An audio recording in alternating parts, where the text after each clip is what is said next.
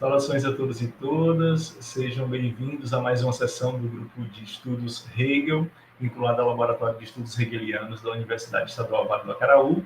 Eu sou o professor Marcos Fábio Alexandre Nicolau e estamos dando a continuidade de nossa leitura e análise do texto da Enciclopédia das Ciências Filosóficas. Estamos analisando primeiramente o volume 1, A Ciência da Lógica.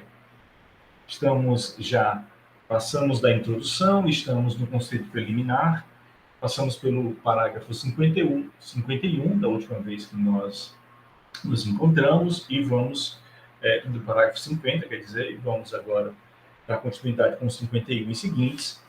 Na última vez, nós analisamos justamente a crítica que o Hegel faz a Spinoza, justamente para poder dar continuidade à sua visão do conceito de Deus.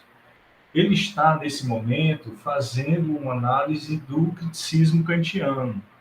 Então, ele está trabalhando algumas categorias de Kant, e essa categoria em questão é a categoria de Deus, e ele vai utilizar o conceito spinozano para dar uma cutucada no Kant. Ele também, no final dessa nota do parágrafo 50, ele deu uma concepção muito interessante, que vai ser muito importante para quem for ler, principalmente, a sua estética. Na estética hegeliana, nós vimos que, nós veremos, né, à frente, quem faz essa leitura, que a beleza espiritual, a beleza do espírito, ela é muito mais efetiva do que a beleza natural. E isso ele vincula aqui ao final a uma questão realmente vinculada à posição, a como se posta o absoluto no mundo, certo? Só fazer uma leitura breve aqui desse ponto, onde ele diz o seguinte. Ele diz: mas além de que a consideração da natureza viva e também da relação que se refere a um fim às coisas existentes pode ser deturpada pela insignificância dos fins e mesmo pela alegação pueril de fins e de relação entre eles. A própria natureza simplesmente viva não é ainda e, de fato, aquilo a partir do qual a verdadeira determinação da ideia de Deus pode ser captada. Deus é mais que vivente. Essa frase, para mim, ela é muito impactante, né? Deus é mais do que vivente. Então, Deus não é só orgânico, Deus não é só biológico, em Hegel, né? Deus é espírito. Só a natureza espiritual é o mais digno e mais verdadeiro ponto de partida para o pensar do absoluto, na medida em que o pensar toma para si um ponto de partida e quer tomar o mais próximo. Que é outro detalhe bem interessante, né? Então, ele quer tomar um ponto de partida e ele quer tomar o mais próximo. É um princípio que, por exemplo, para quem estuda eletrônica, a parte elétrica, né? A engenharia elétrica, sabe que a corrente elétrica ela sempre vai escolher o caminho mais com menos resistência e mais próximo para percorrer, certo? Ela nunca vai escolher aquele que é o mais difícil. A energia ela não tem a corrente elétrica ela não tem esse afã de ter um trabalho a mais para se vangloriar no final, né? Ela quer sempre aquilo que é mais fácil.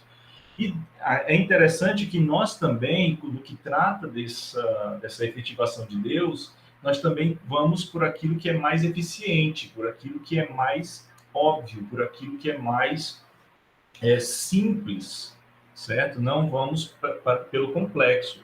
E ele usa esse argumento justamente para dizer o quê?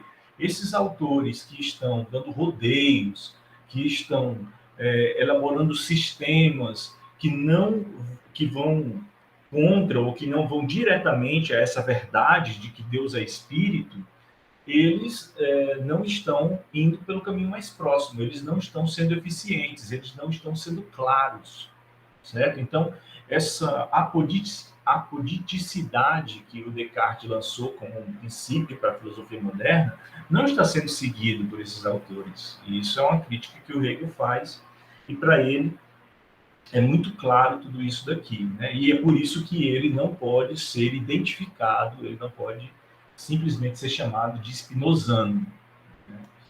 E, claro, ele continua a criticar o Kant aqui.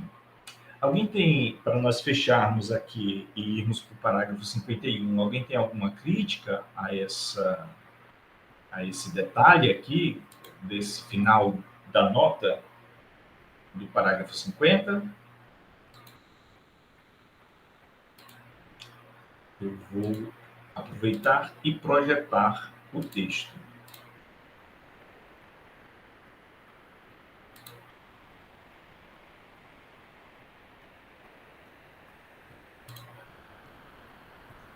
Ô, professor, Pois não, Zanin.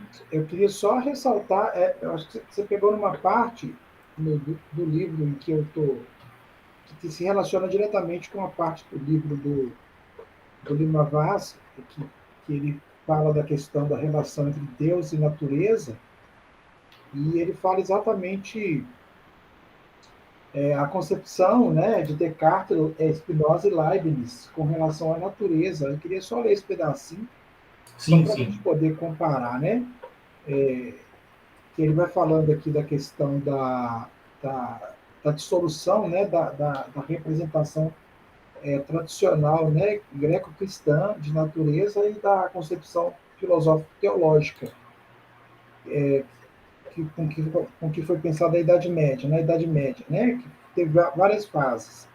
Aí ele meio que fala que a Renascença, que assistiu ao primeiro abalo sério, né, da visão antiga do mundo, e aí isso se deu em várias vertentes, né, na vertente astronômica com Copérnico, né, depois com o Giordano Bruno.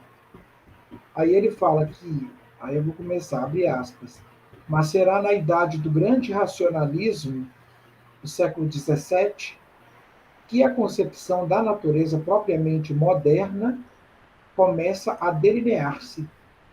Os maiores racionalistas, Descartes, Spinoza, Leibniz, permanecem ainda dentro do paradigma medieval ao pensar a relação de Deus e da natureza como relação da natureza originante, natura naturans, com a natureza originada, natura naturata.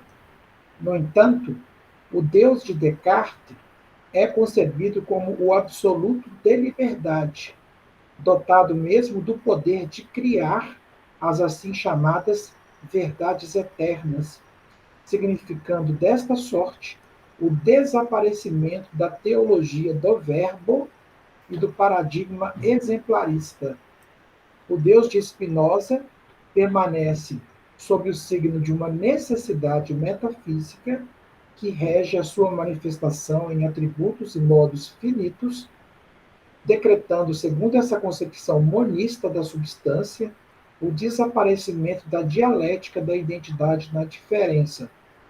Finalmente, o Deus de Leibniz encontra no mundo a sua justificação, teodiceia, na medida em que este se apresenta como o melhor dos mundos, pressupondo a identidade da estrutura transcendental do ser finito com o princípio de razão suficiente.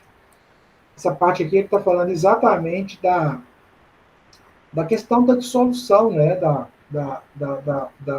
representação greco-cristã, né, tanto da natureza quanto de Deus, como também dessa concepção filosófica e teológica medieval.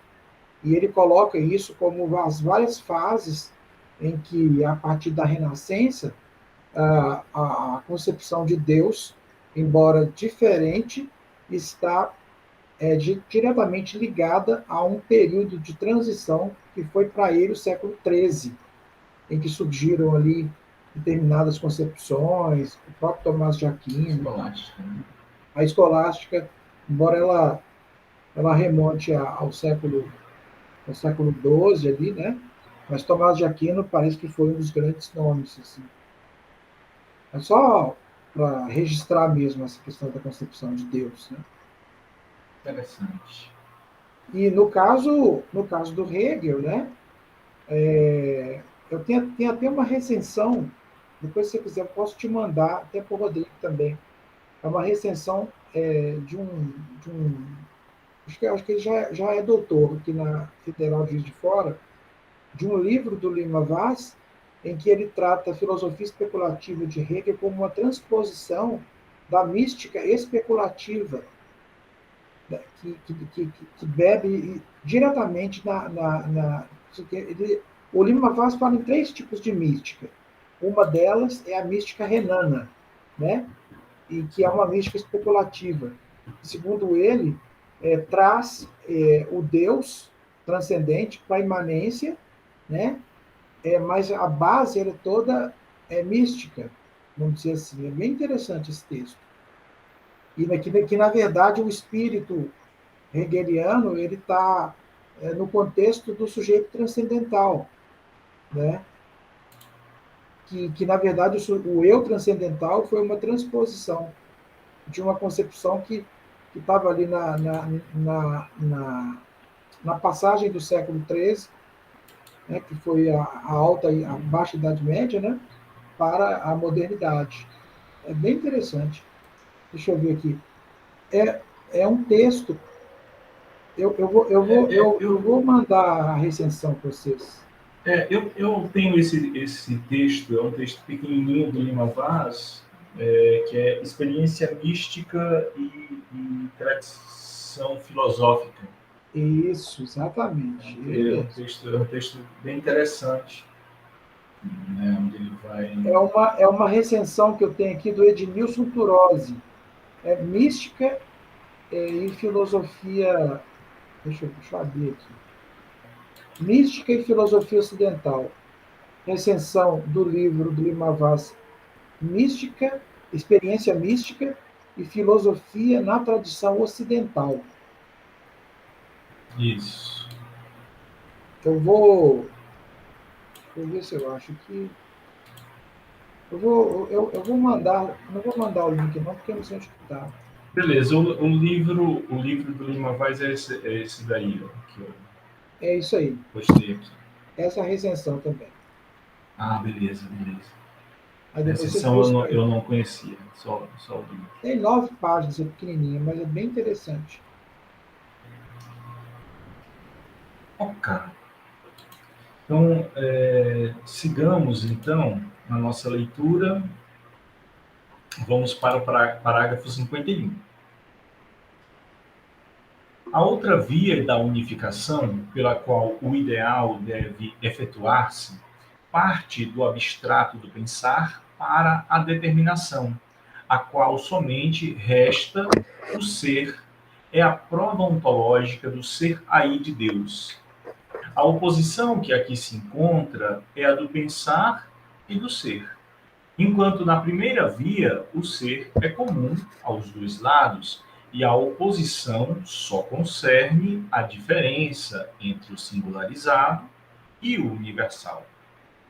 O que o entendimento opõe a essa outra via é, em si, o mesmo que foi acima mencionado, a saber, que como no empírico não se encontra o universal, assim também, inversamente, no universal não está contido o determinado, e o determinado aqui é o ser, ou seja, o ser não poderia ser deduzido e tirado pela análise do conceito. Segue-se a nota, que é uma nota também grande, né? Então, antes de nós pularmos para a nota, então vamos só dar conta aqui do parágrafo, né? Outra via de unificação pela qual o ideal, e aqui nós estamos trabalhando ainda, lembremos, com o criticismo kantiano, deve efetuar-se parte do abstrato do pensar para a determinação, a qual somente resta o ser. É a prova ontológica do ser aí, do Dasein, da existência, né, no sentido de Dasein, de Deus. A oposição que aqui se encontra é a do pensar e a do ser. Enquanto que na primeira via, certo? A primeira via que já foi mencionada, nós já falamos dos Centaleres, é comum aos dois lados, e a oposição só concerne a diferença entre o singularizado e o universal. O que o entendimento, e todas as vezes que vem aqui o termo entendimento, eu já faço a contraposição com a noção que o Hegel tem de razão, e a razão necessariamente, na sua concepção, é dialética, especulativa, e o entendimento ele é sempre unilateral, ele é sempre ele é sempre insuficiente, né? Então, no caso, ele é um início, porque ele é uma representação, é a partir dele que nós representamos, mas, no entanto, a ele tem que ser associada a capacidade de especulação, né? A relação dialética. O que o entendimento opõe a essa outra via é, em si, o mesmo que foi acima mencionado, a saber, que como no empírico não se encontra o universal, assim também, inversamente, no universal não está contido o determinado. E o determinado aqui é o ser. Ou seja, o ser não poderia ser deduzido e tirado pela análise do conceito.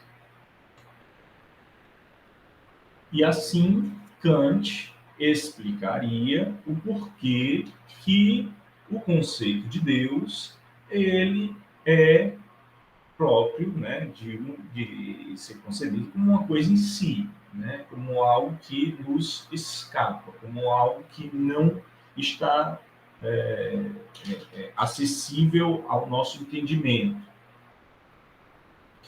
porque no caso ele não pode ser determinado pela nossa capacidade cognitiva. Nós não temos essa capacidade, há um limite aí. Nós não temos como estabelecer entre o singularizado e o universal uma relação. Note que isso tudo, né, essa incapacidade, provém justamente dessa elaboração kantiana, né, de estabelecer os limites do entendimento humano. Algo que já foi ventilado tanto pelo o próprio projeto cartesiano, ao estabelecer aí como opera o conhecimento, o projeto empirista, a partir do Hobbes, do Locke, do Hume, já estabelecem, né, que o próprio eu, né, a própria subjetividade, ela é corpórea, ela está relacionada ao corpo, ela é dependente do corpo para ser. E aí está o limite do empirismo desses autores, né? Porque a subjetividade para eles não é um processo, a subjetividade para eles é um ente. A subjetividade para Hobbes é o corpo, ela é corporal, ela é corpórea. Né? O eu é corpóreo, é necessariamente corpóreo. O Kant é que vai converter a subjetividade em um processo, em um procedimento.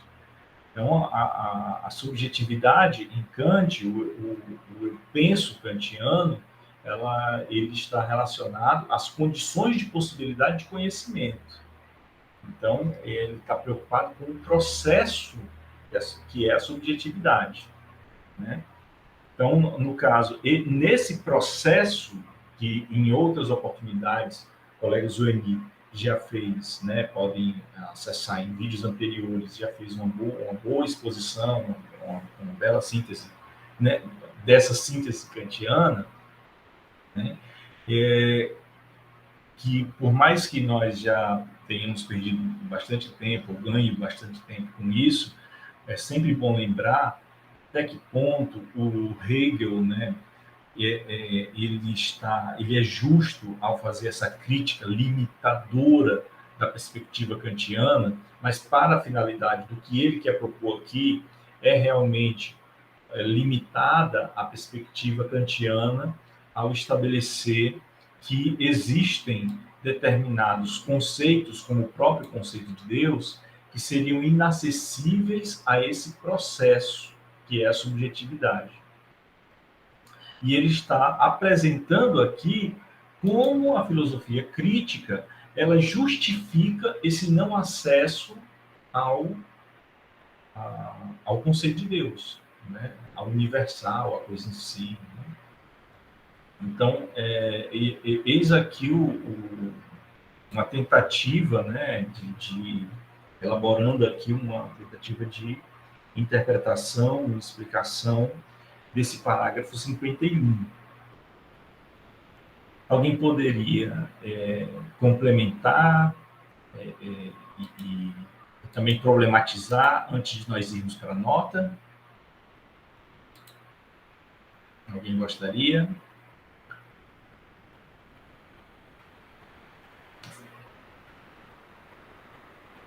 Caso não, nós adiantamos já a nota.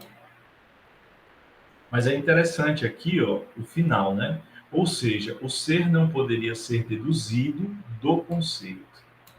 Isso daqui é claro, é óbvio que o Hegel não está afirmando isso, né? Ele está simplesmente, né, ele está afirmando, mas ele não está confirmando, ele não está em acordo com essa frase, né? Essa frase ela soa estritamente kantiana aqui nesse momento do texto.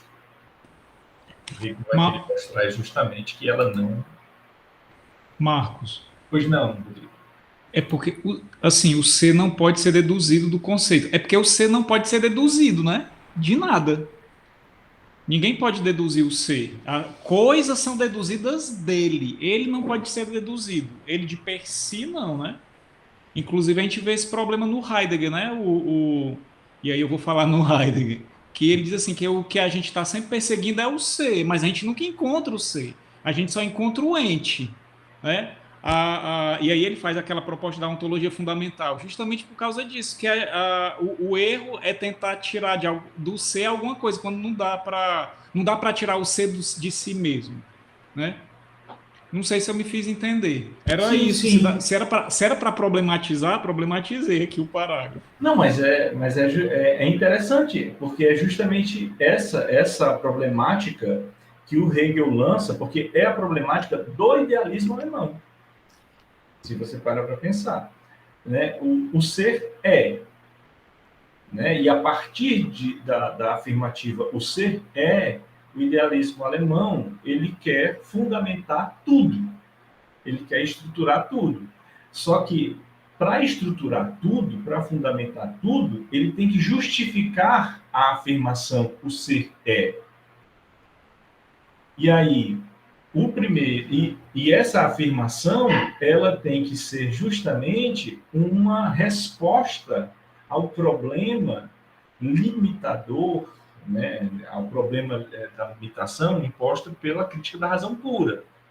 Que a crítica da razão pura simplesmente diz: olha, esse é um problema que, se você parar para pensar, você vai ficar às voltas. E por isso o Kant ele antecede o Heidegger muito, né? E o Heidegger ele ainda cai nisso, né? Ele ainda não ser, né, ele demorou um tempinho, inclusive na própria redação do Ser e Tempo, para perceber isso, né? Que essa busca pelo ser, essa busca de uma ontologia fundamental, ela é o problema, ela é a grande questão. E enquanto nós estivermos buscando-a, nós não vamos nos lançar ao que interessa, né? Ela é meio que a busca de uma ilusão, né? Ô, professor, Pois Helder, não, Helder. Seja bem-vindo. eu também, assim, eu tinha pensado, igual a Rodrigo, até eu ia falar, mas Rodrigo falou primeiro, a gente tava conectado. Eu Ô, vejo... desculpa, viu? Não quis Não, roubar, Rodrigo, não quis foi ótimo. roubar a Não, ideia, foi não. ótimo. Quando você ia falar, quando eu ia falar e você falou, eu digo, pronto, ele concluiu. Mas assim, e eu vejo que para o Heidegger, o ser também, ele não é passível nem de estar, como se para o Heidegger, se houvesse uma classe, e aí aqui vamos pegar os universais, o ser nessa classe, ele não pode ser nem classificado, porque ele está fora, não pode ser nem determinado na classe dos universais. Né? Como se nosso entendimento, mesmo querendo abarcar toda a compreensão do que é o ser, dizer o que é o ser, é como se a gente não pudesse, na sua totalidade, expressar aquilo que seria o ser. Eu vejo assim, por essa ótica também. Deduzir o ser é limitá-lo. E eu acho que o ser ele é ilimitado nesse sentido. Pois é, aí essa é a questão, né? Porque no caso, para o Hegel, há uma necessidade de apresentar o autodesenvolvimento do ser. Por quê? Porque o ser é. E ele é no sentido de que ele há uma identidade aqui nessa metafísica, nessa ontologia hegeliana, entre ser e existir, né? Entre o ente e o ser há uma identidade ali. O ente seria justamente o ser em seu devir, em seu ser aí, em seu existir. Aí, no caso, eu tenho a necessidade epistemológica de apresentar isso que eu estou vivenciando, que eu estou que eu estou percebendo, vivenciando, sendo, né? Então, no caso, a autoconsciência, ela tem que me levar justamente a essa percepção. Então, tudo isso que eu estou narrando do ser, aqui, hegelianamente falando, no começo da lógica, eu estou fazendo sempre no sentido de recapitulação, né? Eu sempre estou fazendo no sentido didático, de uma exposição de algo que ocorreu. E justamente porque ocorreu, porque foi descoberto, e eu não posso mais, não é uma coisa que eu posso encobrir, né? Eu não posso negar a existência disso, eu não posso negar que o ser é, eu não posso desdizer o que o ser aconteceu e como ele aconteceu. Essa é a preocupação hegeliana. Tentando aqui, quem sabe até ser mais Hegel que o Hegel tentou didaticamente ser aqui, né? Então, no caso, a preocupação dele é essa. Então, quando ele encontra um sistema como o kantiano, como o heideggeriano, né, que percebe isso, ele diz, olha, mas isso é um contrassenso. O idealismo alemão, o Schelling, o Fichte e o Hegel, eles tentaram justamente demonstrar como é que o ser é. E nessa demonstração, como é que ele sendo, ele fundamenta todas as coisas. Aí, no caso, Ele critica os Fichte, a gente já viu, ele critica o Schelling, a gente já viu, porque eles dão tiros de pistola, eles simplesmente dizem o ser é, e agora você aceita isso e você vive com isso, e ele diz, não, eu vou mostrar que o ser é, mas que nessa afirmação o ser é, tem muita coisa que está já inclusa, certo? Que já está ali fazendo parte dessa afirmação. Quando ele diz que é alguma coisa, ele está se autodeterminando, ele se autodetermina se diferenciando de algo. Mas do que é que ele se diferencia? Aí pronto, aí começa toda aquela narrativa que nós vamos encontrar mais à frente da relação ser e nada, para ele demonstrar dialeticamente e logicamente que há uma determinação no ser. E essa é, claro, que é a resposta que ele vai dar para o Kant, né, de dizer, olha, o absoluto, Deus, ele é sim deduzível, né? Ele é sim deduzível. Então, no caso, eu estou sim podendo deduzir o ser, porque primeiro, não há uma separação, né? Eu aprendi, eu uso essa chave de leitura, né, por mais cansativa que seja, sabe, Zueni, só para concluir o raciocínio, que o Hegel ele é megalomaníaco em estabelecer relação com tudo. Então, ele odeia a cisão pela cisão. Então, no caso, ele não consegue conceber o sujeito sem relação com o objeto, para ele só existe sujeito com objeto, só existe ilimitado com ilimitado, infinito com infinito. Então, no caso, aqui, nós também temos que entender que não dá para compreender o ser, né, sem o ser que é perene, sem trazer para dentro dele o seu contraposto, né, que é o ente que é perecível, né, o ente que é efêmero, porque está no mundo, né, porque é temporal, porque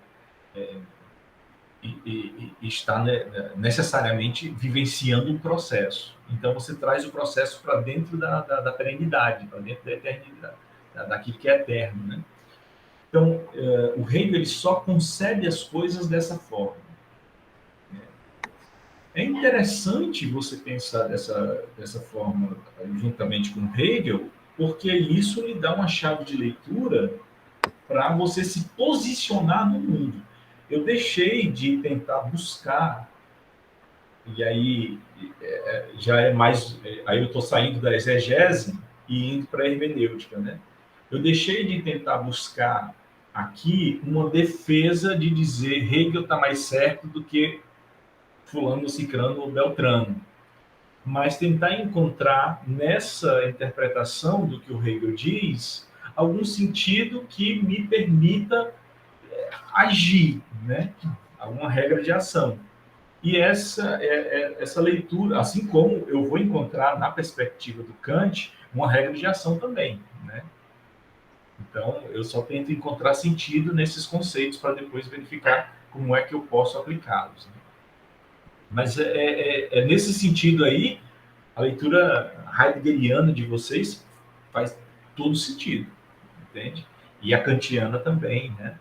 E a hegeliana está aqui como contraposto a essa perspectiva de vocês, né? Que a gente vai ver ela na nota agora. Pois não, Zueni? Não, a nota que você fala é o adendo, né? Não, tem uma nota agora que vai começar. Tem uma nota agora que vai começar. Quando ele começa falando da... Agora, essa nota aí, essa de baixo, aí, a crítica kantiana, né? Isso. A crítica... Ah, tá. Não, porque eu já ia me adiantar, porque eu achei que você não ia entrar nela, não, porque ela discute exatamente, porque, assim, o que eu estou percebendo, e a gente sabe disso, que o conceito, né, de conceito em Hegel, né, se difere mais do conceito de Kant, né? Isso a gente não pode descurar, né? Porque o conceito na ordem lógica, né, ele é a esfera da ideia, né? E a ideia se manifesta enquanto ser, enquanto nada, desde quando ela se manifesta enquanto ser, enquanto nada, enquanto devir, né? Já é a ideia que já está se manifestando como absoluto. A gente tem que pensar nisso aí, né? Então o ser, a gente sabe que em Hegel é a categoria mais abstrata que existe na ciência da lógica, né? E eu acho que o que ele está tentando nos mostrar aí é que esse conceito, né, ele contém, esse conceito hegeliano, que é o conceito que está construindo, né, ele contém o ser, que, portanto, é a categoria mais pobre que existe. Né? Então, por isso que, em determinado momento, ele fala que já no sentido totalmente abstrato do conceito, né, ele já contém em si o ser. Né? Eu acho que esse ponto é importante. E a gente não pode tratar Deus como se fosse sem Tales. É isso que você vai explicar agora. Então, assim, tem toda essa construção que ele está fazendo aí. Ele vai falando, vai questionando, ele vai criticando a questão da representação, onde ele vai falando que para o pensamento não tem nada de mais pobre, para o pensamento nada de mais pobre quanto ao conteúdo pode haver do que o ser.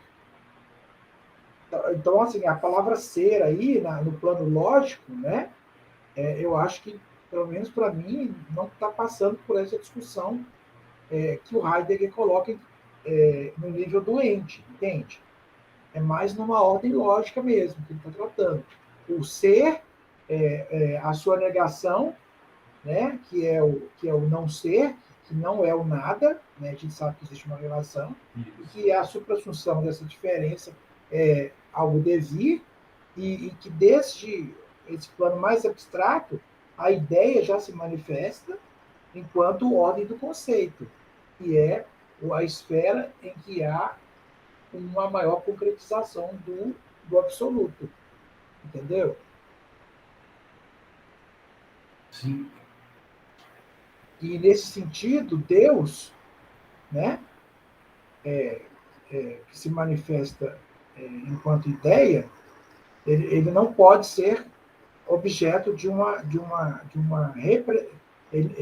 o conceito representacional de kantiano do entendimento não exaure, como se no plano epistemológico, vamos dizer assim, né, o conceito de Deus, entendeu?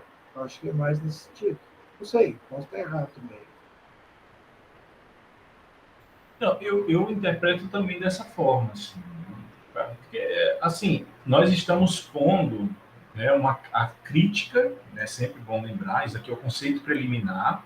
O Hegel está lançando o pensamento filosófico que ele encontrava no momento em que ele estava expondo seu sistema, e como o seu sistema ele era, de certa forma, inovador em relação a essas posturas, né, que essas perspectivas, essas visões filosóficas que permeavam ali aquela cultura europeia na época ali do século XVIII, XIX. Então, no caso, a preocupação dele em demonstrar como o criticismo kantiano ele apresentava esses limites e como ele, de pouquinho em pouquinho, poderia demonstrar onde é que ele poderia minar essa crítica kantiana, esse objetivo é isso que nós estamos verificando aqui, é isso que nós estamos analisando aqui, ele expondo isso. Né? Então, ele está ali lançando, dizendo, olha, vocês lembram que existia um rapaz chamado Kant, ele tinha uma perspectiva filosófica que afirmava essas e essas coisas, mas tem esse ponto aqui que nós temos que olhar isso com calma. Será que ele, levando isso daqui em consideração, a crítica de Kant ainda se mantém? Porque ele tinha que fazer isso, porque se a crítica de Kant se mantivesse, então boa parte do que ele iria escrever daqui, dessas páginas para frente, seria pura birra filosófica, né? Então, ele agora vai tentar demonstrar isso, né? Só Porque que, quando... Desculpa, professor. Pode continuar. só um detalhe, né? Só que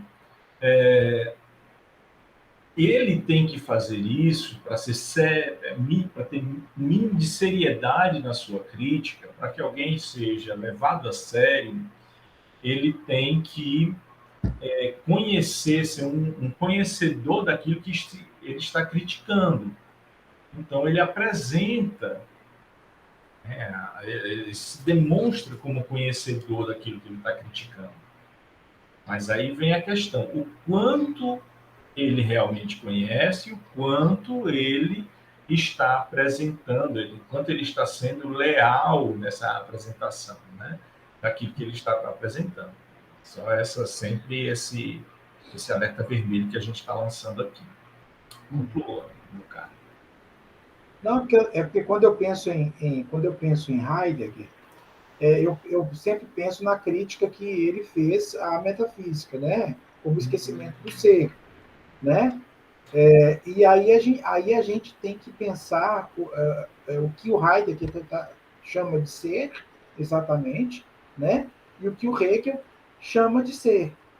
Então, assim, a gente sabe que o ser, na lógica hegeliana, né, é a categoria mais pobre e menos determinada que existe. Né, e menos determinada que existe.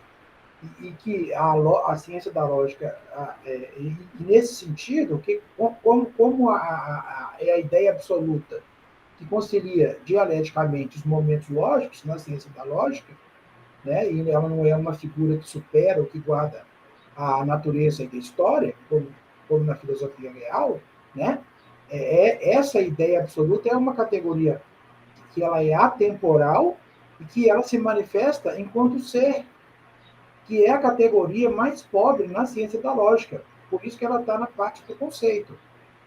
Entendeu? Então, eu acho que quando Hegel lança essa concepção de ser, né, ele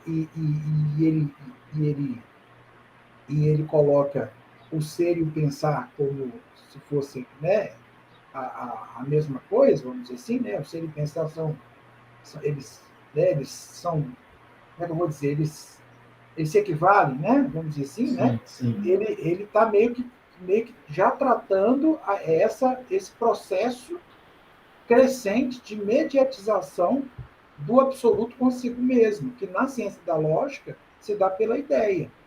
E internamente o ser é a ideia já no seu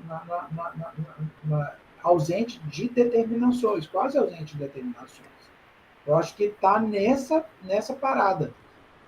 E nesse sentido, esse conceito, esse Deus, ele não é cognoscível segundo critérios representacionais, como se fossem os centálides, por exemplo. Uhum.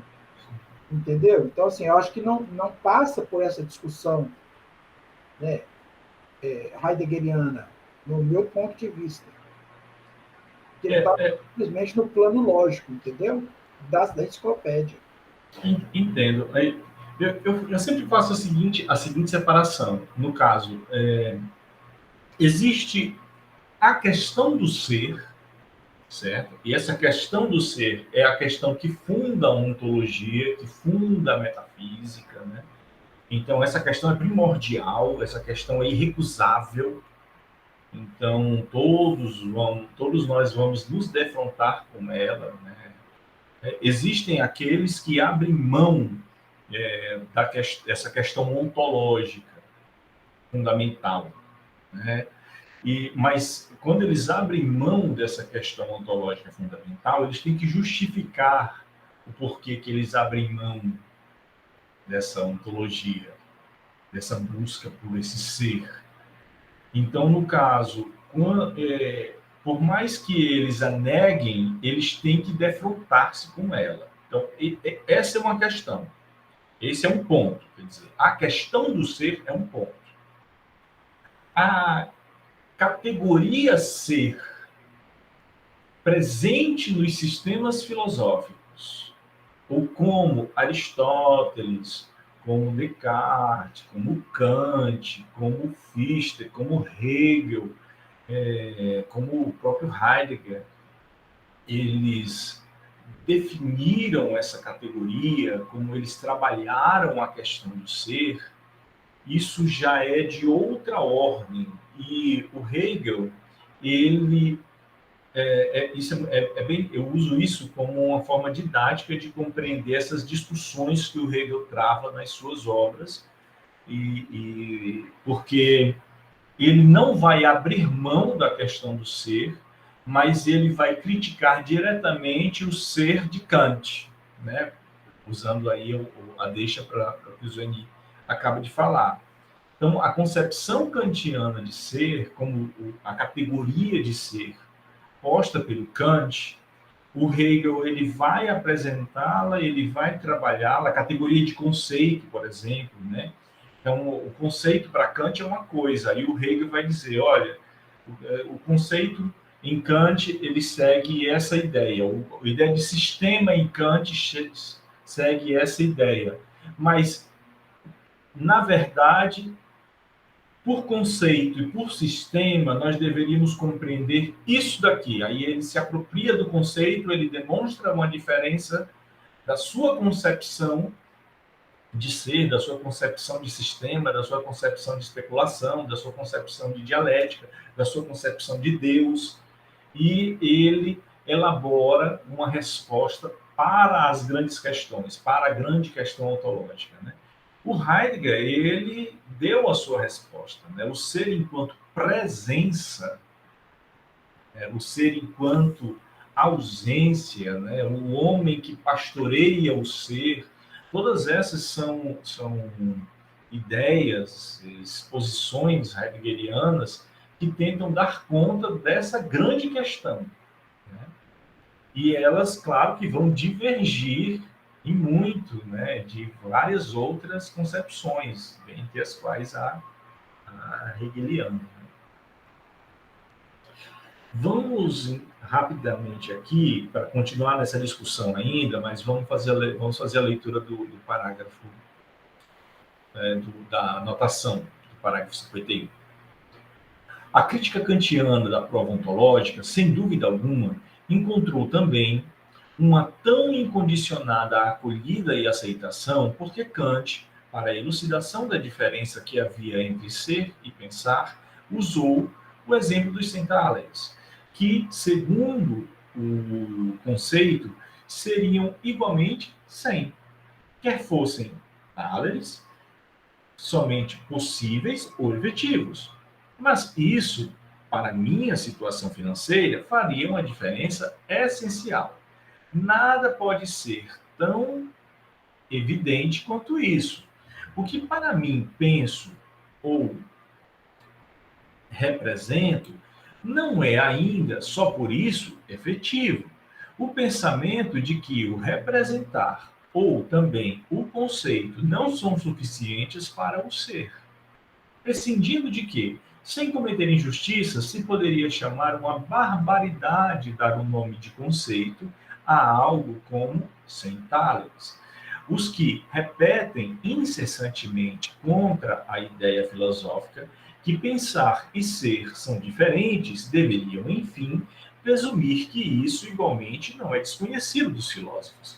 De fato, que conhecimento pode haver mais trivial?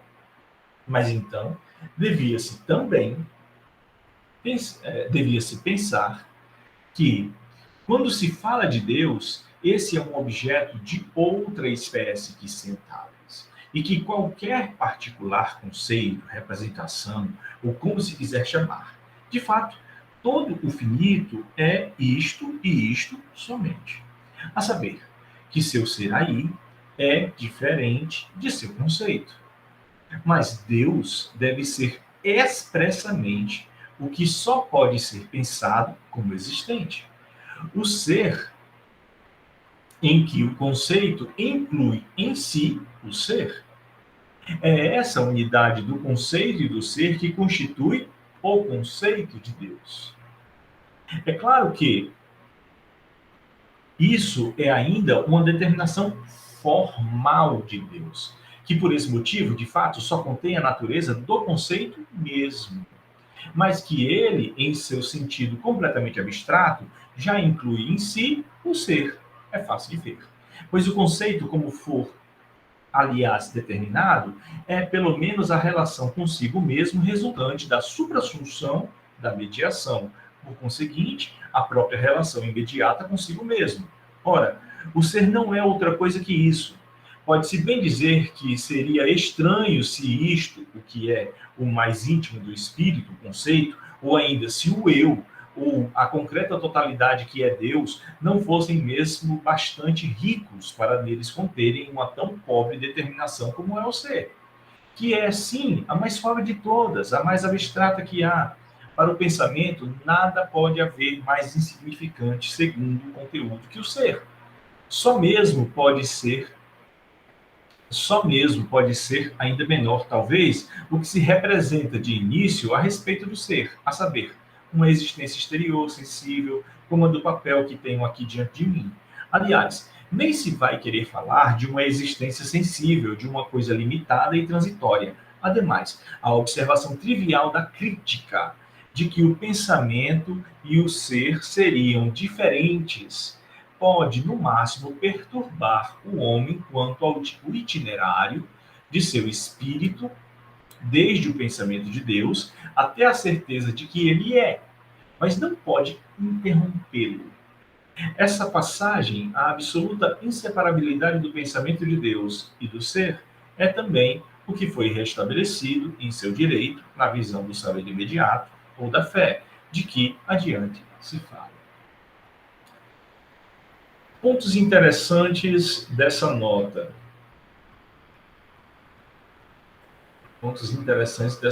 Primeiramente, a questão da diferença que há entre aquilo que é efetivo e aquilo que é uma representação.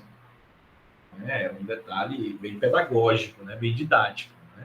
Uma coisa é eu representar uma coisa, outra coisa é essa coisa existir, essa coisa ser efetiva. Essa coisa estar presente no mundo, isso acontecer. Há uma grande diferença. Eu imaginar 100 talheres e eu ter 100 talheres no meu bolso. Eu imaginar 100 reais, se eu tivesse 100 reais, né, o que eu faria. E eu começo a pensar em várias coisas que eu poderia fazer com 100 reais. Né? Só que essa minha ideia de 100 reais, ela é uma ideia. É uma ideia que, a qual eu posso dar significado, eu posso conversar sobre ela, você entende do que eu estou falando. Nós podemos começar a estabelecer relações com essa ideia dos 100 reais, certo? Não tem problema nenhum, a gente pode fazer inúmeras representações, sonhos, dizer o que é que nós faríamos, podemos brigar por esses 100 reais fictícios que ainda não existem, né? Sequer existem, né? Nós podemos fazer várias coisas. Outra coisa, com certeza, é ter 100 reais no bolso, é ter efetivamente 100 reais na mão. E quando eu tive, e é fato, né? Quando eu tenho realmente 100 reais na minha mão, eu nunca o uso para aquilo que eu estava sonhando, é sempre para pagar a conta, por exemplo. Né? Então, há uma diferença muito grande entre o possível e o efetivo, a gente aprendeu isso com Aristóteles. É interessante essa perspectiva entre... por quê? Porque a concepção moderna de teoria do conhecimento, de epistemologia, ela estabeleceu justamente que a subjetividade, que o eu, ele está identificado com o ser. Você perceber isso, foi isso que o Descartes fez. Ele, com o penso logo existo, ele disse que conseguiu uma verdade incrível o bastante para estabelecer agora o edifício das ciências. Então, a partir de agora, o eu penso, o cogito ergo sum, é aquilo que me capacita e que me garante um discurso sobre o mundo, um discurso factual, um discurso verdadeiro sobre o mundo, certo? Então, o eu, ele agora é o verdadeiro criador de mundo. o verdadeiro assegurador do mundo. Você nota aí essa? Por mais que na terceira meditação do Descartes ele tenha lançado a ideia de que esse eu, que o pensamento, né, que aquilo que pensa, dependa de Deus para ser, o que fez com que o Spinoza tirasse de pensamento e extensão a categoria de substância e os convertesse ao plano de serem atributos de Deus, né? O Descartes, quando ele lança isso, ele inaugura uma forma de pensar que vai até hoje influenciar a nossa perspectiva. Nós acreditamos realmente que o eu, a nossa subjetividade, os sujeitos que falam sobre os objetos do mundo, eles determinam que o mundo é, eles determinam que os objetos são. Certo? Então, e essa perspectiva, o Hegel tem muito ciente na cabeça dele. E ele está lançando aqui essa ideia, nós vemos aqui quando ele fala sobre a ideia do eu, né? O eu, ele é meio que um ser absoluto aqui para essas filosofias. O eu penso kantiano, ele é aquele que realiza o processo de síntese, né? Então, no caso, ele é o constituidor de mundo, ele é o fundamento de mundo. Então, no caso, essa visão de que aquilo que representa o mundo, ele é a base de todas as coisas, esse pensamento é meio que um arapuca, ele é meio que um alçapão aí que você pode cair. Isso, o Hegel está chamando a atenção para isso. Por quê? Porque não há dialética aí. O que há é um sujeito do qual o objeto depende completamente para ser. Não existe uma relação, né, de autodeterminação, de codeterminação, né? Existe simplesmente uma determinação unilateral, né? O sujeito determina o que é o objeto.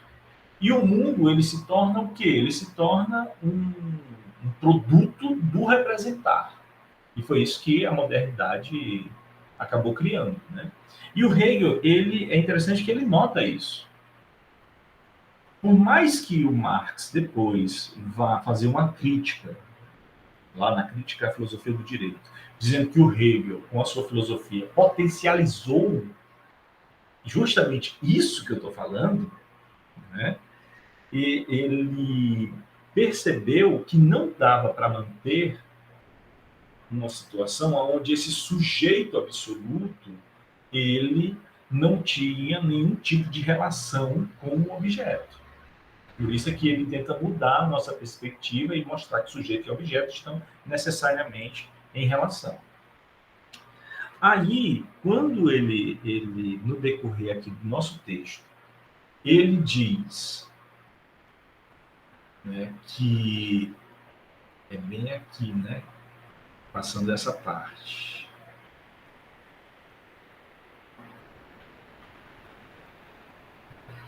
que em Deus, que justamente isso é fácil de você tentar, de cair nessa, né, tentação de pensar dessa forma, quando você pensa sobre objetos como o dinheiro, como os tablets, né? Mas quando você pensa sobre um conceito como o conceito de Deus, aí essa relação fácil que a modernidade faz, ela já se torna um processo muito mais difícil de ser feito. Porque o conceito de Deus, ele não pode cair dentro dessa perspectiva. Porque Deus, ele existe assim como ele é. E sendo, ele necessariamente existe. Ele traz dentro de si a existência. Aí você está lembrando do argumento ontológico, porque se a existência não fizer parte do ser de Deus, ele demonstra uma imperfeição, a imperfeição de não existir. E Deus, ele necessariamente tem que ser perfeito para que o conceito de Deus nele caiba, né? Nele se encaixe. Então, ele tem que ser dotado dessa qualidade de ser perfeito, de existir, né? Então, no caso, a identidade que há entre o ser e a existência, ela é uma necessidade lógica e ontológica. E aí o Hegel, quando ele pensa assim, ele diz, como é que pode? Como é que o Kant ele não pode ter aceitado isso? É claro que o Kant ele foi o quê? Condizente, ele foi consequente com aquilo que ele tinha descoberto, que ele tinha concluído, deduzido. Mas o Hegel ele diz, olha, não é fácil você negar isso, certo? Então, no caso, é claro que não é fácil também você arcar com as consequências de assumir isso. Que arcar com as consequências de assumir isso é escrever a ciência da lógica. Olha só as consequências, né? Então, no caso. Mas é interessante que ele lançou isso. Quanto à questão, né, dessa parte em que ele diz que é fácil ver que o ser, né, em seu início, ele é uma pura abstração. Por quê? Porque ele é um imediato puro. Aí é interessante aquilo que eu falei anteriormente. O conceito de Deus, o conceito de ser, a categoria de ser, certo? Que está sendo assumida por esses filósofos, quando eles afirmam que o ser é, essa afirmação, ela é uma abstração, ela é vazia de significado, de sentido, porque ela é genérica, né? Ela é universalíssima, ela não fala nada, ela não determina nada. Mas aí vem o pulo do gato do Hegel, de dizer que até em uma, mais à frente, né? Que até em uma, é importante que ele diga isso, que essa frase, que essa categoria, ela é muito abstrata, que ela é muito pobre, porque depois que você está convencido desse parágrafo aqui, nessa nota, de que essa categoria ela é tão pobre, iniciar por ela e demonstrar que até nela aquele processo que eu já mencionei ocorre, isso reforça o argumento do Hegel. Né? O Hegel está começando a construir o argumento dele aqui no conceito preliminar. Certo?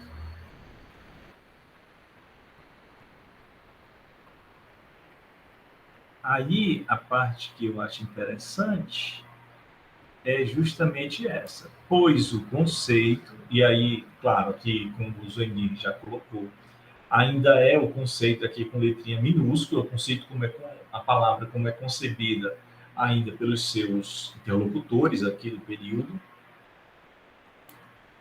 Como for, aliás, determinado, é pelo menos a relação consigo mesmo resultante da suprassunção da mediação. Por conseguinte, a própria relação imediata consigo mesmo. Ora, o ser não é outra coisa que isso. Uma relação imediata consigo mesmo. Daí sua pobreza. Né?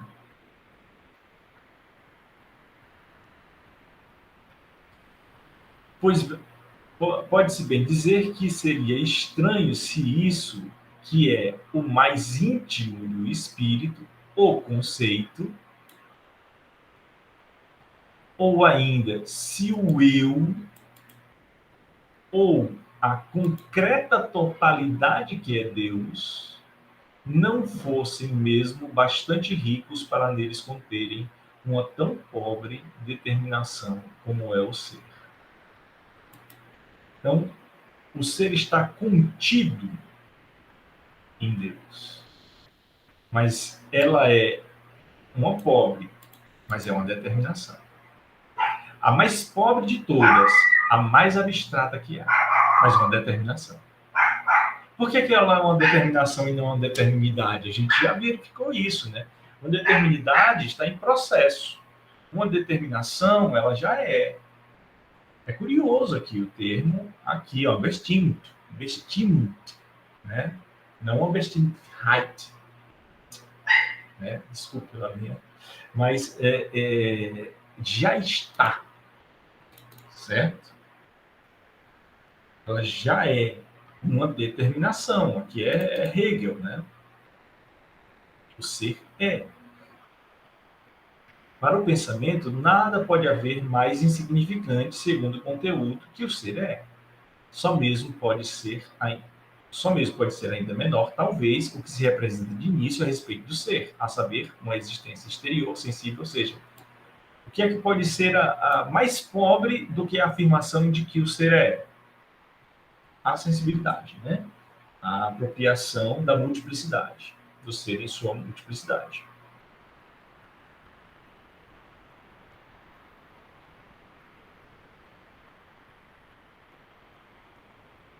Aí ele usa, né, o argumento, e esse argumento aqui ele é muito necessário para as finalidades desse conceito preliminar. A observação trivial da crítica, a crítica da razão pura, né, a crítica kantiana, de que o pensamento e o ser seriam diferentes, e olha, isso daqui é chave de leitura para Hegel. Ser e pensar são a mesma coisa.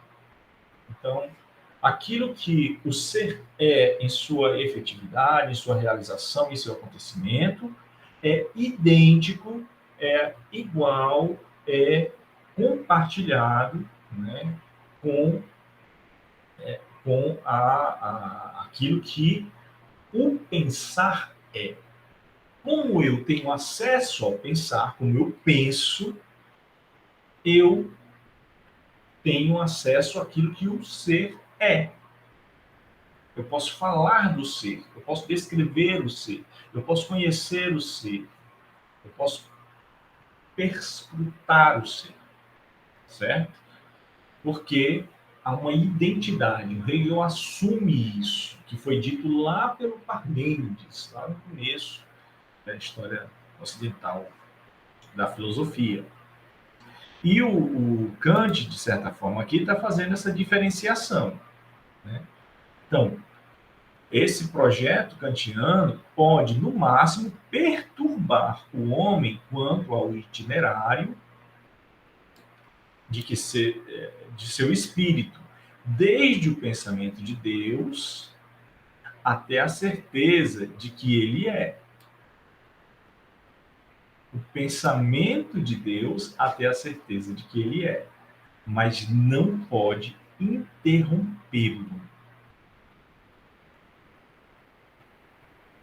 Então, olha, ele pode perturbar o quê? O itinerário. O itinerário de quem? De Deus. Certo? Pode ser que nós possamos ter problemas de acesso para entender esse processo, mas não é porque eu tenho dificuldades a ter acesso a essa verdade, que essa verdade ela não ocorreu, que ela não é, que ela não está se efetivando, que ela não está acontecendo, que ela... Entende? Não depende da minha subjetividade. Não depende que eu diga que é verdade. Essa que é a questão. Não depende do homem, vamos dizer assim, aceitar. Até porque, no decorrer da enciclopédia, nós vamos perceber que isso é quase que da burro em ponto de faca, né? Porque faz parte da efetivação do espírito absoluto que o homem tome consciência desse processo. Lá na filosofia do espírito, a natureza vai chegar à sua Aufhebung, né? Vai chegar à sua efetivação no homem quando ele passa para a cultura, para o momento do espírito. Então, no caso, o fato de uma pessoa, ou um povo, ou uma era, né, seja uma questão local ou uma questão temporal, ela não chegar a essas conclusões, isso pode até perturbar o homem quanto ao itinerário do seu espírito. desde o pensamento de Deus até a certeza do que ele é, mas não pode interrompê-lo. Ele não para esse itinerário. Isso é uma conclusão hegeliana. É a razão da história já aqui sendo defendida. Né? Essa passagem, a absoluta inseparabilidade do pensamento de Deus e do ser, é também o que foi estabelecido em seu direito na visão do saber imediato ou da fé, de que adiante se fala. Alguém gostaria de complementar? Dessa vez eu fui bem longe, né?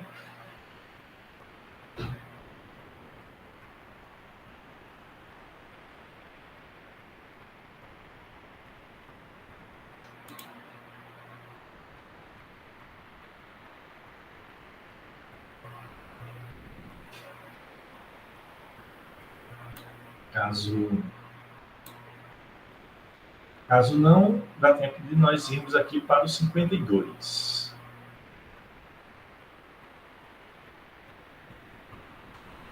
Vou aproveitar, então, e dar uma lida no 52 e, ao comentá-lo, quem quiser retornar alguma questão dessa nota, poderá fazer, tá? Parágrafo 52. Dessa maneira, a determinidade permanece exterior ao pensar, considerado em seu píncaro mais alto. Ele permanece pura e simplesmente um pensar abstrato, que aqui se chama sempre razão. Essa razão é esse o resultado, nada fornece a não ser a unidade formal para a simplificação e sistematização das experiências. É um cânon, não um órgão da verdade. Não pode fornecer uma doutrina do infinito, mas só uma crítica do conhecimento. Essa crítica, em última análise, consiste na garantia de que, em si, o pensar é apenas a unidade indeterminada e a atividade dessa unidade indeterminada. Aqui ele foi bem econômico, né? Aqui é Kant. É a razão kantiana. Certo? Essa capacidade sintética da razão em Kant. Então, ela é um cânon. Mas o interessante aí é que ele tá diferenciando, né, a teoria dele como uma doutrina do infinito, né, Isso. e a de Kant como uma crítica do conhecimento, né? Isso é muito interessante, né? Porque na verdade ele vai com Kant para além de Kant, né? Segundo ele, né? Porque na verdade, a lógica dele é uma lógica ontológica, né? Uma lógica, a dialética é o próprio movimento do real, né? Então assim, ele vai além de Kant, para com Kant, quando ele reconhece a dignidade da crítica kantiana do conhecimento. Mas como ele está propondo uma lógica ontológica, por isso que ele está falando numa doutrina do infinito. Isso é muito interessante também. Embora ele critique a representação kantiana, né? Principalmente quando ele fala que é óbvio, né, numa perspectiva representacional, que pensar e ser vão ser diferentes mesmo. Isso aí é a crítica que eu dirijo a Kant, que eu dirijo ao próprio Descartes.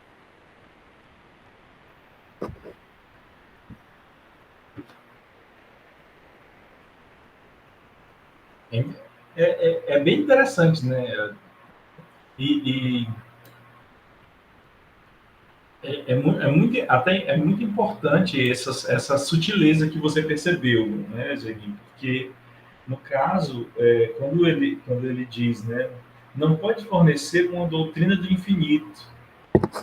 E é justamente isso que ele quer, né? Ele quer uma doutrina do infinito, uma doutrina do infinito, porque É uma filosofia que vai trabalhar o universal, que vai trabalhar o infinito, que vai trabalhar Deus, que vai trabalhar justamente esses aspectos daquilo que essa crítica do conhecimento limita-se a dizer não nos cabe, né? Porque no caso está fora da nossa alçada, mas é muito interessante essa razão, que sempre vai se chamar razão. É interessante também ele dizer isso, né? E ele permanece com esse conceito, é um conceito caro, vai continuar sendo chamado, eu vou continuar utilizando, mas só que eu vou ampliar isso, né? Eu vou ampliar justamente porque essa trata de algo que ainda está no nível da indeterminação, né?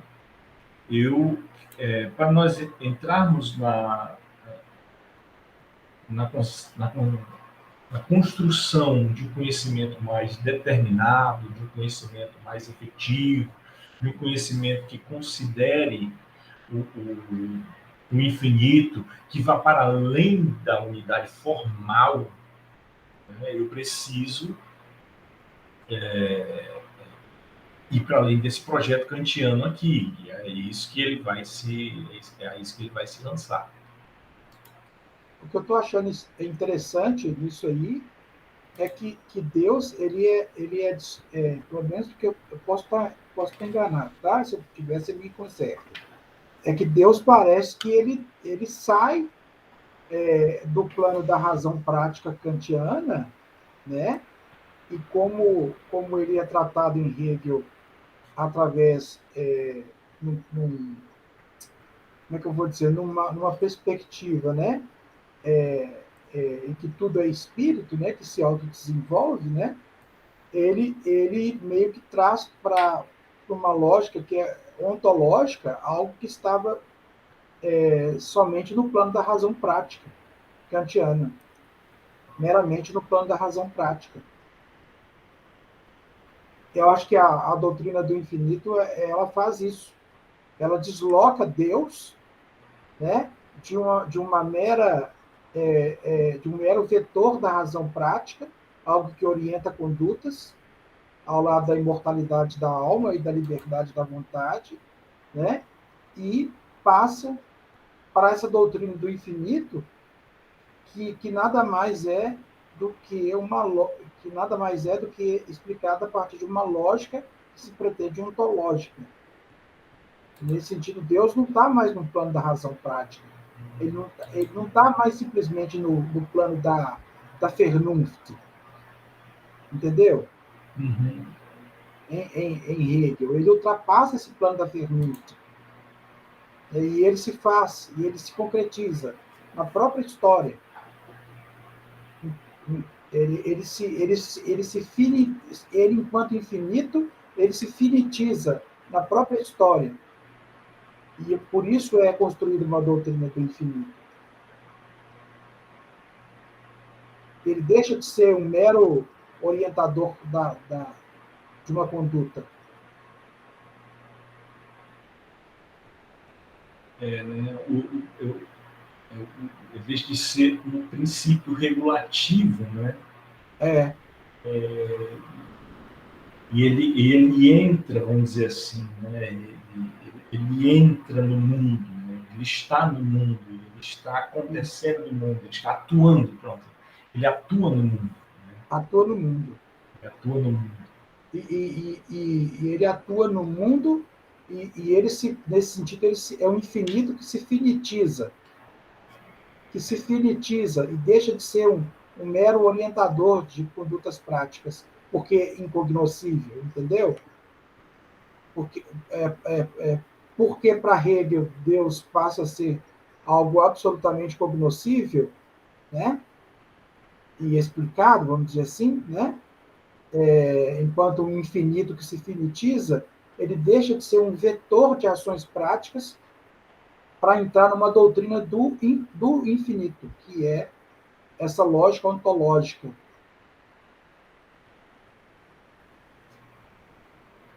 Questo.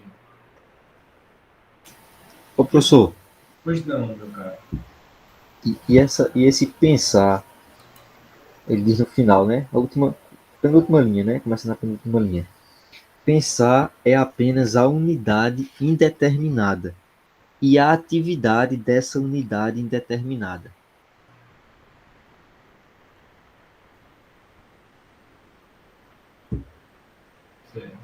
Essa crítica, em última análise, consiste na garantia de que, em si, o pensar é apenas a unidade indeterminada.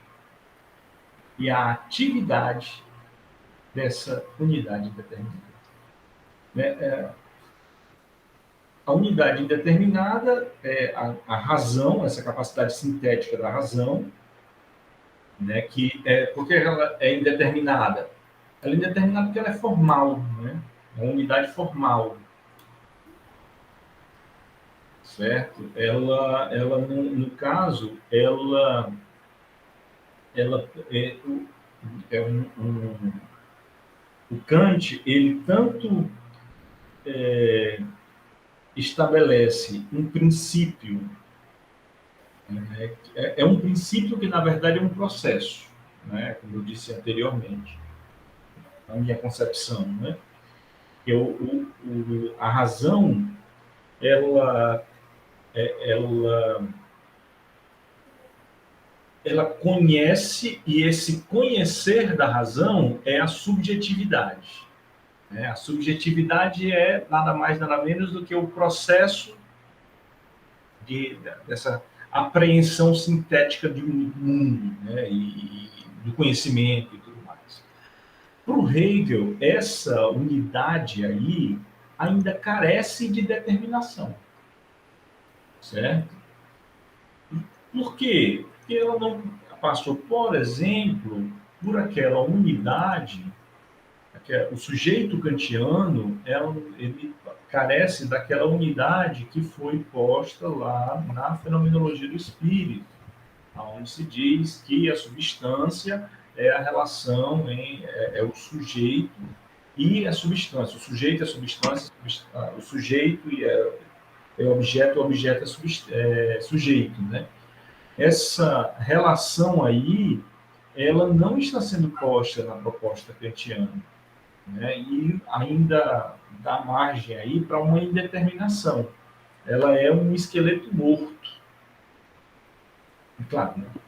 É um esqueleto completamente sem vida, né? Fora de um corpo biológico e tudo. Ele está simplesmente ali.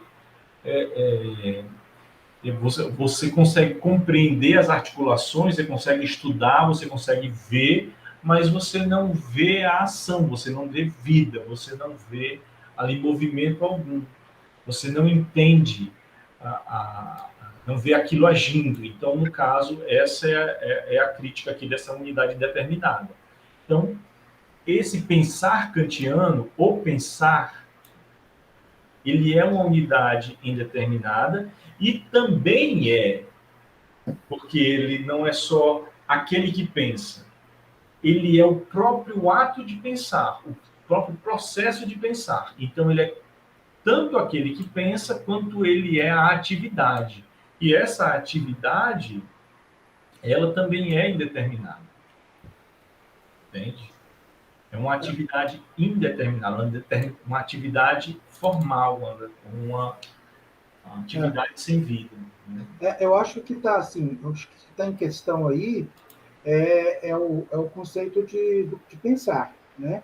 Porque o Kant meio que coloca que a respeito da diferença entre os sentidos e o entendimento, que os sentidos intuem e que o entendimento pensa, né? Então, nesse sentido, você teria uma definição do que é pensar e do que é julgar, né? Tanto pensar quanto julgar, né?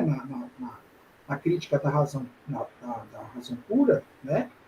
Elas envolvem uma atividade da consciência que envolve a união de representações nessa própria consciência. Então, o Kant, por essa razão, vai tratar o julgar e o pensar como atividades sinônimas. Então, pensar para Kant é julgar. Por quê? isso envolve o quê? Uma relação de representações, né, a juízos, né? E a gente sabe o que é o juízo, né, no caso, né? No que se refere a esses juízos eles podem ser tanto subjetivos quanto objetivos, né? Seriam subjetivos quando essas representações vão se referir a uma consciência que está no sujeito, né, e que nelas são unidas, né? Enquanto os objetivos quando são unidas numa mesma consciência, ou seja, de forma necessária, né? Então, para mim, a palavra pensar aí, quando Hegel fala desse pensar como uma unidade indeterminada, exatamente um juízo, né, um julgamento que envolve representações, né, que não passam por processos de mediação, e que exatamente por isso são indeterminados, porque a gente sabe que o conceito de determinação em Hegel, né, é uma sequência de mediações, e a maior delas é o espírito absoluto, ao final do sistema dele. Né? Ou seja, esse pensar, ele é puramente abstrato, né? Ele é um pensar por juízos, ele é um pensar que não envolve o que Hegel vai chamar de mediações. Né? Eu acho que passa mais por essa questão. E é um Deus totalmente abstrato. É um Deus que não se concretiza. É um Deus que está sempre no plano do inacessível, no plano da Vernunft, porque a Verstand, o entendimento, ele não consegue acessar. Né? Por isso que eu acho interessante quando ele fala da questão da crítica do conhecimento. Ele reconhece em Kant uma autêntica crítica do conhecimento, mas não uma doutrina do infinito.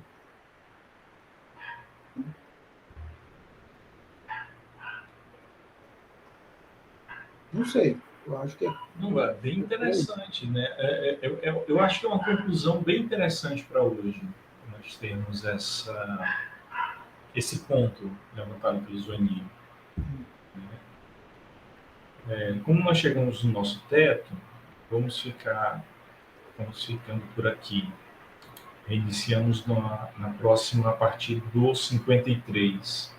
Mas essa percepção do Hegel, né, de reconhecer limites, de certa forma, colocar Kant no seu lugar, vamos dizer assim, né? Olha, aqui uma boa análise epistemológica, no que tange a uma epistemologia unilateral, uma epistemologia limitada, que não se vincula à ontologia, que quer estabelecer todo mundo dentro das suas caixinhas, cartesianamente falando, que é justamente isso que eu quero criticar, mas naquilo que ela se propõe, né, sejamos kantianos, é interessante. Mas ela não dá conta. E aí vem uma defesa hegeliana dessa necessidade, dessa busca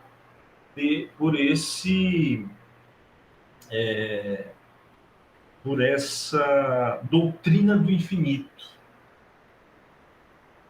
Né? É interessante ele usar o termo doutrina do infinito, porque antes você tinha uma doutrina da ciência cristiana, né? Então, no caso, essa busca por uma doutrina que possa conceber os fundamentos do conhecimento enquanto tal. E para o idealismo alemão, essa ideia do conhecimento, ela é algo que vai para além dos limites epistemológicos. É muito interessante essa questão, né? O saber aí, ele ainda está vinculado a quase que eu fiz uma pesquisa recentemente para irmos concluindo, uma pesquisa sobre a relação dos atributos de Deus em Leibniz. Né? E o Leibniz, ele reconhece uma vinculação direta dos atributos divinos entre conhecimento, vontade conhecimento, poder e vontade. Que o Deus lógico do Leibniz, ele necessariamente ele tem que ser visto a partir dessa visão tríplice, certo? Então, o poder ele necessariamente está vinculado com conhecimento e poder necessariamente estão vinculados à vontade. Então, há uma relação intrínseca entre esses três atributos. E esse ideal leibniziano é algo que o Hegel ele louva muito no Leibniz, que é justamente essa teodiceia leibniziana, essa justificação de Deus em Leibniz, essa busca de demonstrar como Deus ele ainda pode ser, mediante a todas as contradições do real, todas as nossas dúvidas e as nossas reclamações por injustiças sofridas no mundo, como elas não abalam o próprio conceito de Deus, a própria existência de Deus. E quando eu falo a existência de Deus, o conceito de Deus, eu falo na sua potência, na sua sabedoria e na sua bondade. Né? No seu poder, na sua sabedoria e na sua bondade. Então, os três atributos, né? Que é poder, conhecimento e vontade. Então, elas são inabaláveis. E Deus continua sendo o que é, apesar de tudo isso. Então, o projeto leibniziano de uma teodiceia é de manter Deus ainda justificável perante todas essas reclamações humanas. E o Hegel, ele mata no peito essa proposta leibniziana. Ele diz, é isso que eu quero fazer também, é isso que eu vou demonstrar também, certo? Então, ele se propõe, e por isso que eu achei muito interessante quando o Zanieri fez a leitura lá no começo de nossa sessão de leitura do texto do Lima Vaz, fazendo a exposição do Descartes, do Spinoza e do Leibniz, vinculando com o conceito hegeliano de Deus, né? Essa ideia de transcendência. E no caso, para o Hegel é muito cara essa questão.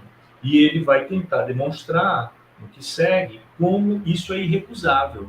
Como eu não posso ficar somente em um projeto kantiano. Por mais que o projeto kantiano ele seja gigante, que ele seja uma tarefa muito difícil de ser feita, a tarefa que importa ainda é muito maior do que essa. Né? Aí, sendo bem exegético e hegeliano, né? É isso que nós vamos ter que enfrentar no decorrer da leitura. Né? Seria isso. Assim, só para fechar, assim, ainda sobre Leibniz, né? Eu queria fazer uma consideração. O Leibniz, ele de certa forma, ele toma uma distância, né? Em relação a Descartes, né? A respeito da precariedade, né? Da conexão entre o res cogitans e a res extensa, né? E também daquele ocasionalismo do Malebranche, né? Que é no caso da intervenção de Deus, né? Que vai ocasionar, eventualmente vai ocasionar, né? Uma conexão entre res cogitans e res extensa. O Leibniz, ele vai, de certa forma, vai postular essa possibilidade lógica do discurso sobre Deus, né? Substância Sim. E a liberdade, e o nexo entre o pensamento e a extensão com base naquele predicatum ineste, subjecto, né, que eles se justificariam plenamente no fato de que a essência das substâncias é exatamente exprimir e representar o universo. Né? Eu até coloquei no nosso grupo uma discussão sobre Leibniz, a crítica que Hegel faz a Leibniz. Não sei se vocês chegaram a ver. Coloquei hoje, de manhã. Aí depois vocês acessam, do professor Agemir Bavaresco, que ele está discutindo isso aí. Aí é interessante, talvez quem tiver interesse, né, dar uma olhada. Né? Mas ainda, professor, voltando à questão do Kant, só para a gente poder fechar, sei que nós já estouramos, o Kant ele está numa perspectiva transcendental, né? Ou seja, ele está ali estudando a condição de possibilidade de como é o homem, né? Isso. Então ele está perguntando o que possibilita a gente dizer que algo é verdade, né? O que me possibilita, né, afirmar que aquilo que digo é de fato o que eu digo, né? Ele meio que aprofunda uma questão cartesiana ali, né? O problema kantiano é que no uso do intelecto, sem sensibilidade, a gente não consegue provar nada. Então, o que o homem consegue provar? Como que a gente consegue provar que Deus existe sem a possibilidade de ver Deus, né? Aí é por isso que ele vai postular que é impossível aos homens não serem metafísicos, né? Todas as condições de possibilidade são metafísicas. Por isso ele vai bater o martelo no empirismo, né? Quando ele vai dizer que a verdade ela não é obtida somente pela empiria, né? Que tem verdades, por exemplo, verdades matemáticas, que não tem nenhum tipo de experiência, apesar de ser possível, né? A experiência. E Kant também não quer dogmatizar a metafísica. Ele quer simplesmente apontar as condições de possibilidade para a prova. E ele quer resolver o problema do conhecimento como uma afirmação universal e a priori. E é por isso que ele bate na lógica transcendental. Ele vai lá em Aristóteles e propõe a sua lógica transcendental. E vai apresentar lá as formas dos juízos, que são quantidade, qualidade, relação, modalidade. Né? A cada uma dessas formas de juízos vão se relacionar os respectivos juízos, ou faculdade do juízo, as categorias, os conceitos, as faculdades do entendimento. Essas formas de juízo já estão na nossa mente, né, segundo Kant, que seriam possibilidades, que seriam faculdades para, né, conhecer, né, e elas fazem parte dos juízos analíticos e dos juízos sintéticos, a priori e a posteriori. Então, nesse sentido, o que ele constrói realmente é uma crítica do conhecimento, né, totalmente amparada pelo seu tempo, né, no sentido de deslocar para o âmbito do sujeito algo que até então estava no objeto, na metafísica anterior. O Hegel reconhece a dignidade disso, tanto que o Hegel ainda está situado numa perspectiva do eu transcendental, apesar dele tratar da questão do espírito, né? Mas ele reconhece que o Kant ele coloca um limite, né, no conhecimento de Deus, né, que para o próprio Hegel esse limite ele não tem sentido, porque na verdade eu posso utilizar Kant para um monte de coisa, mas para falar de Deus, né, eu preciso transpor essa noção representacional abstrata. O Deus, né, do qual Hegel está falando, é o Deus infinito que se finitiza. Por isso que ele fala numa doutrina do infinito. Né? Então, nesse ponto aí, ele desloca para o plano da lógica, uma lógica ontológica, algo que estava plenamente somente no plano da razão prática, enquanto um vetor que regula as condutas humanas. Né? Isso vai ser a discussão do parágrafo 53 diante, né? E é o nosso mote para nossas próximas leituras. Né? Mas foi uma ótima síntese e um ótimo gancho para nós fazermos a vinculação com a nossa próxima leitura da semana que vem. Chegamos ao nosso final. Eu agradeço demais a participação de vocês, colegas. Desde já agradecendo e convidando para a próxima semana nós estarmos aqui para darmos continuidade ao nosso estudo. No mais, cuidem-se, cuidem dos seus. Até na próxima semana. Um abraço, gente. Meu Deus, gente. Valeu. Valeu.